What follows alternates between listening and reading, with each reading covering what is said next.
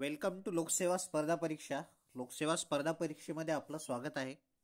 आज आपण चालू घडामोडीवरील सराव प्रश्न बघूया, जे आंतरराष्ट्रीय संबंध या टॉपिकशी रिलेटेड असतील. पहिला प्रश्न आहे, खालील विधाने विचारात घ्या. विधान अ आहे, या देशाने भारत सरकारला त्यांच्या भूमीवरील भारतीय लष्कर मागे घेण्यास सांगितले आहे. ब विधान आहे, या देशाने भारताबरोबर करण्यात आलेल्या जलविज्ञान सर्वेक्षण कराराचे नूतनीकरण न करण्याचा निर्णय घेतला आहे. क विधान आहे, या देशाकडे भारताने आपत्कालीन वैद्यकीय सेवा आणि आपत्ती निवारण कार्यासाठी प्रदान केलेली 2 हेलिकॉप्टर्स व 1 विमान आहे. वरील विधाने कोणत्या देशाशी संबंधित आहेत? याचं योग्य उत्तर आहे पर्याय क्रमांक 3, मालदीव. मालदीव या देशाने भारत सरकारला त्याच्या भूमीवरून भारतीय लष्कर मागे घेण्यास सांगितले आहे. हे लष्कर 31 मार्च 2024 पूर्वी भारतीय लष्कर मागे घ्यावे असे त्यांनी म्हटले आहे. मालदीवने भारताबरोबर करण्यात आलेला जलविज्ञान सर्वेक्षण करार याचे नूतनीकरण न करण्याचा निर्णय घेतला आहे आणि भारताने मालदीवला आपत्कालीन वैद्यकीय सेवा आणि आपत्ती निवारण कार्यासाठी प्रदान केलेली 2 हेलिकॉप्टर्स आणि 1 विमान आपण त्यांना दिले आहे. मालदीवने भारत सरकारला त्यांच्या भूमीवरील भारतीय लष्कर मागे घेण्यास सांगितले आहे. मालदीवने भारताबरोबर करण्यात आलेल्या जलविज्ञान सर्वेक्षण कराराचे नूतनीकरण न करण्याचा निर्णय घेतला आहे. 8 जून 2019 रोजी पंतप्रधान नरेंद्र मोदी यांनी मालदीवचे तत्कालीन राष्ट्राध्यक्ष इब्राहिम मोहम्मद सोलिह यांच्या निमंत्रणावरून मालदीवला भेट दिली होती. त्यावेळी दोन्ही देशांनी या करारावर स्वाक्षरी केली होती. हा करार म्हणजे जलविज्ञान सर्वेक्षण करार. जलविज्ञान सर्वेक्षण हे जहाजांद्वारे केले जाते. त्याद्वारे जलसंस्थेची विविध वैशिष्ट्ये समजून घेण्यासाठी सोनार सारख्या पद्धतीचा वापर केला जातो. सोनार पद्धती ही समुद्राची खोली मोजण्याकरिता वापरण्यात येते. भारताने मालदीव राष्ट्रीय संरक्षण दलाला आपत्कालीन वैद्यकीय सेवा आणि आपत्ती निवारण कार्यासाठी 2 हेलिकॉप्टर्स आणि 1 विमान दिले आहे. याचं योग्य उत्तर आहे पर्याय क, मालदीव. प्रश्न क्रमांक 2 आहे, खालील कोणत्या देशाला भारताने भूकंपग्रस्त भागाच्या पुनर्निर्माणासाठी 75 दशलक्ष अमेरिकन डॉलर्सची मदत देण्याचा निर्णय घेतला आहे? याचं योग्य उत्तर आहे नेपाळ. गेल्या वर्षी नेपाळमध्ये भूकंप आला होता आणि या भूकंपग्रस्तांना मदत करण्यासाठी भारताचे परराष्ट्र मंत्री एस जयशंकर यांनी हा निर्णय घोषित केला होता.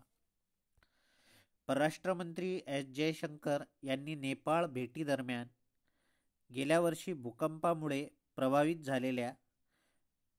झालेल्या भागाच्या पुनर्निर्माणासाठी भारत 75 दशलक्ष अमेरिकन डॉलरची मदत करणार असल्याची घोषणा केली होती.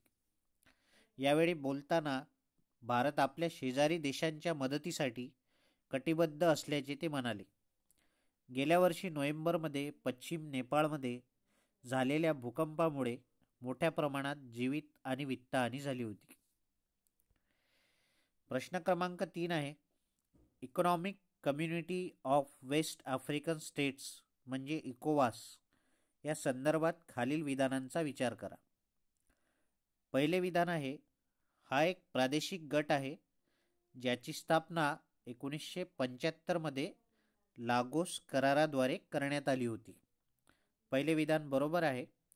इकोवास म्हणजे economic community of West African states हा एक प्रादेशिक गट आहे आणि याची स्थापना 1975 मध्ये लागोस कराराद्वारे करण्यात आली होती.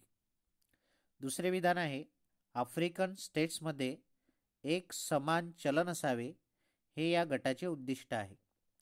म्हणजे आफ्रिकन ज्या कंट्रीज आहेत, आफ्रिकन स्टेट जे आहेत त्यांच्यामध्ये एक समान करन्सी असावी, एकच करन्सी असावी, हे या गटाचे उद्दिष्ट आहे. दुसरे विधानही बरोबर आहे. आफ्रिकन स्टेट्समध्ये एक समान चलन असावे, हे या गटाचे उद्दिष्ट आहे.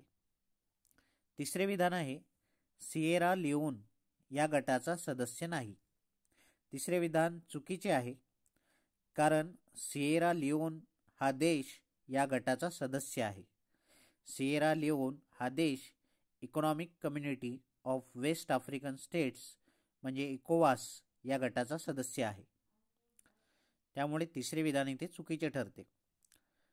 चौथे विधान आहे सीमाविरहित प्रदेशांची निर्मिती करणे हे या गटाचे उद्दिष्ट आहे. चौथे विधान बरोबर आहे. सीमाविरहित म्हणजे बाउंड्रीलेस प्रदेशांची निर्मिती करणे हे या गटाचे उद्दिष्ट आहे. वरील विधानांपैकी किती विधाने योग्य आहेत? यापैकी 3 विधाने योग्य आहेत. विधान क्रमांक 1, विधान क्रमांक 2 आणि विधान क्रमांक 4. याचं योग्य उत्तर आहे पर्याय क, 3 विधाने. फक्त 3 विधाने इथे योग्य आहेत. The economic community of West African states म्हणजे इकोवास हा एक प्रादेशिक गट आहे, ज्याची स्थापना 1975 मध्ये लागोस कराराद्वारे करण्यात आली होती. त्यामुळे विधाने 1 योग्य आहे. सीमाविरहित प्रदेशांची निर्मिती करणे हे the economic community of West African स्टेट्सचे उद्दिष्ट आहे.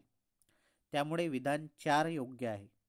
या गटाला फ्रान्समध्ये CEDEAO CDAO म्हणून ओळखले जाते. The economic community of West African states या गटात 15 सदस्य देश आहेत. ते पुढील प्रमाणे आहेत: Benin, Burkina Faso, Cape Verde, Cote de Ivoire, the Gambia, Ghana, Guinea Bissau, Liberia, Mali, Niger, Nigeria, Sierra Leone, Senegal व टोगो. त्यामुळे विधान 3 अयोग्य आहे, कारण विधान 3 मध्ये म्हटले होते सिएरा लिओन या गटाचा सदस्य नाही. आपण आत्ताच बघितले सिएरा लिओन हा या गटाचा सदस्य आहे. आफ्रिकन स्टेट्समध्ये एक समान चलन असावे आणि सीमाविरहित प्रदेशांची निर्मिती करणे हे या गटाचे मुख्य उद्दिष्ट आहे. त्यामुळे विधान क्रमांक 2 व विधान क्रमांक 4 हे दोन्ही योग्य आहेत. विधान क्रमांक 2 होते आफ्रिकन स्टेट्समध्ये एक समान चलन असावे हे या गटाचे उद्दिष्ट आहे. हे विधान बरोबर आहे. आणि विधान क्रमांक 4 आहे सीमाविरहित प्रदेशांची निर्मिती करणे हे या गटाचे उद्दिष्ट आहे. विधान क्रमांक 4 सुद्धा बरोबर आहे. प्रश्न क्रमांक 4, खालील देशांचा विचार करा. अ दिलाय ओमान, ब इजिप्त, क UAE आणि ड सौदी अरेबिया. वरीलपैकी किती देशांच्या सीमा येमेनला किंवा यमनला लागून आहेत? याचं योग्य उत्तर आहे पर्याय ब, फक्त 2. या देशांपैकी ओमान आणि सौदी अरेबिया या 2 देशांची सीमा यमनला किंवा येमेन या देशाला लागून आहे. ओमान आणि सौदी अरेबिया या 2 देशांची सीमा यमनला किंवा येमेनला लागून आहे. यमनच्या उत्तरेला सौदी अरेबिया आणि ईशान्येला ओमान हे देश आहेत. त्याशिवाय यमन इरिट्रिया, जिबुती व सोमालिया या देशांबरोबर सागरी सीमा सामायिक करतो. तसेच यमनच्या पश्चिमेला लाल समुद्र आणि दक्षिणेला अरबी समुद्र आहे. आपण मॅप बघूया. हा देश आहे येमेन किंवा यमन. येमेनच्या उत्तरेला सौदी अरेबिया हा देश आहे, तर ईशान्येला ओमान हा देश आहे. यमनच्या पश्चिमेला लाल समुद्र म्हणजे रेड सी आहे आणि यमनच्या दक्षिणेला अरेबियन सी म्हणजे अरबी समुद्र आहे. इरिट्रिया, इथिओपिया आणि जिबुती या देशांबरोबर येमेन किंवा यमन हा देश सागरी सीमा सामायिक करतो.